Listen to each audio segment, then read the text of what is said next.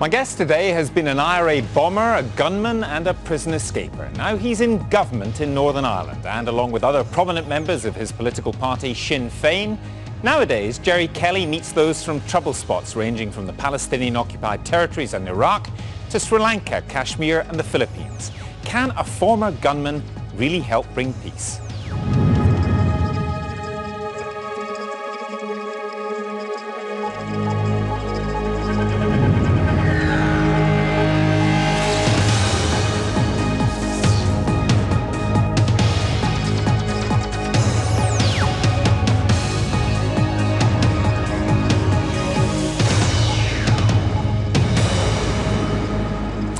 Gerry Kelly, welcome to Hard Talk. Let's begin with that question. Can a former gunman help bring peace? I mean, what do you bring to the table, as it were? What are your qualifications? Well, I suppose my qualifications are my experiences in life. When I listened to your introduction, I don't think it entirely sums me up. And I suppose I travel the same road, if I could say this, as Tony Blair or indeed some of the other people who now talk to other areas in the world. In this sense, I mean, I could say equally, you know, you call me a gunman, etc., none of which, of course, I have been involved in all of that. I was in the IRA. But then the British government was involved in shooting people in Ireland as well. So you think everybody's travelled a road here? Well, I think everybody's travelled a road, yes. I mean, there wasn't only one combatant force in the north of Ireland. The British government was a major combatant force. They killed many people there. The IRA also killed people. And in any conflict situation, basically, if I could say it as simple as this, there's two ways to end a conflict. One is an absolute victory and defeat one side over another. And I don't think that happens too often in modern history. And the other one is that at some point in that conflict, you will go to a negotiating table. You may go once, twice, or 20 times. But if there's anything, and very few things are inevitable, but if there's anything inevitable about that political conflict, then it is that you will end up at the negotiating table. So you might as well get on with it then. Well, I think that's easy to say, but the difficulty is you need to convince people on both sides, and I mean on both sides, and in our case it was a series of sides, that there is a possibility of achieving, of dealing with the causes of conflict, because conflict does not come from outer space. There are reasons for conflict, that if you can deal with the causes of conflict, then on all sides, then you have the beginnings of a peace process, and I think that's true throughout the world. Get onto that in a moment, just so people understand where you come from. I know you said it doesn't completely sum you up, what I said in the introduction, but when we first met, more years ago than either of us would care to remember, you were in jail in Holland. Yeah. You were an escaper from the Maze prison. You were waiting extradition back to Britain. You claimed to be a political prisoner. The British said you were just a terrorist criminal.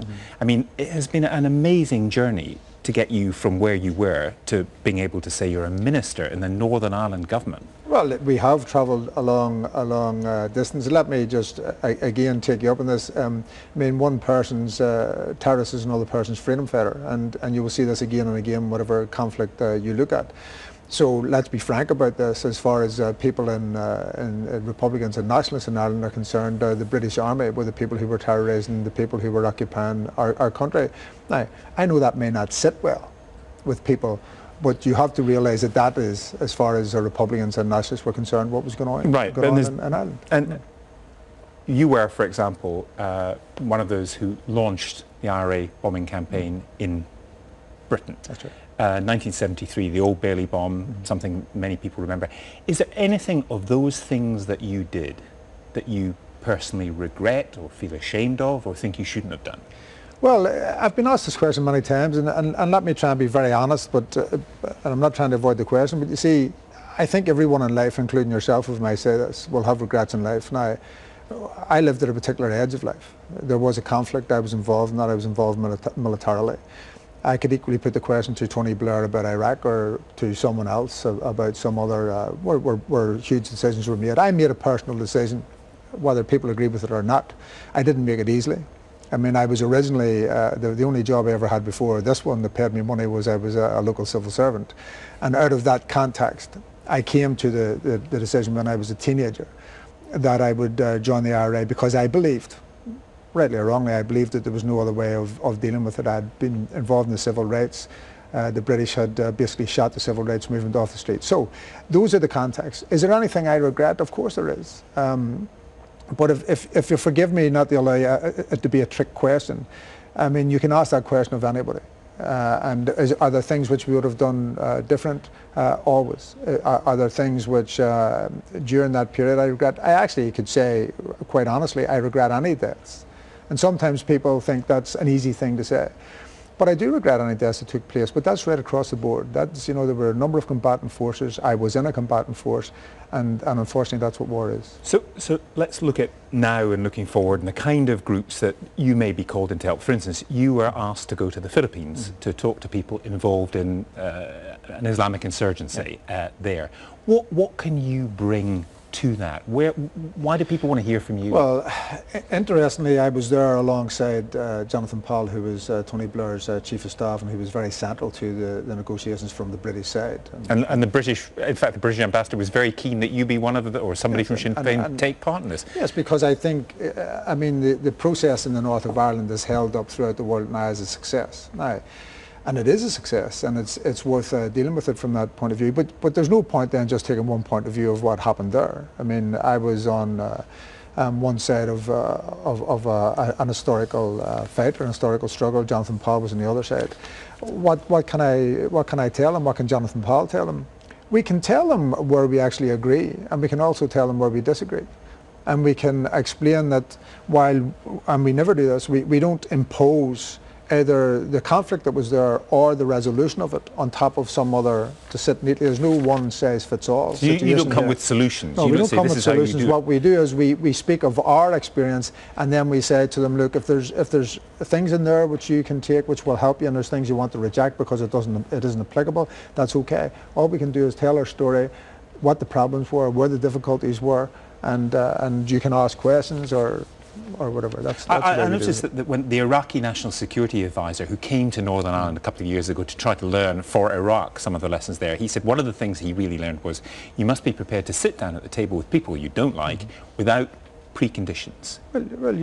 Well, one of the things we said was don't mix principles up with tactics, and don't make a precondition which you already know that your opponents cannot possibly deal with. Because if you do that, then you're making a precondition which prevents dialogue as opposed to allowing it to happen. Now, these weren't things that I knew when I was 16. And in fairness to, I mean, we also learned from South Africa and negotiators in South Africa the process of dialogue, and, you know, sometimes there is a point.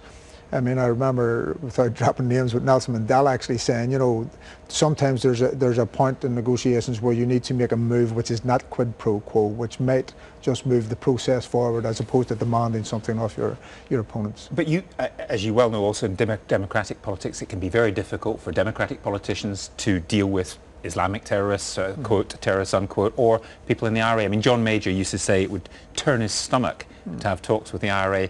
And as we all know, there were talks almost all the time. There was some channel communication going on. I mean, I was involved in that at times in that channel with Martin McGuinness in 1993. We spoke to the British government in private. And that was really useful. Oh, yes, it was. And I mean, see, back channels are very good to start things off and to move a process forward and to have a discussion without the blaze of publicity, which can sometimes unpick things.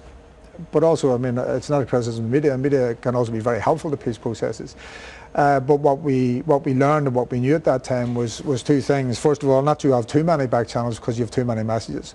But secondly, that at some stage, for a process to work, you need to take it out of a back room, and the guarantor of it is actually what people know about it. In other words, don't surprise people. Don't bring a peace process and suddenly put it down in front of them and say this has been agreed. People have to be involved.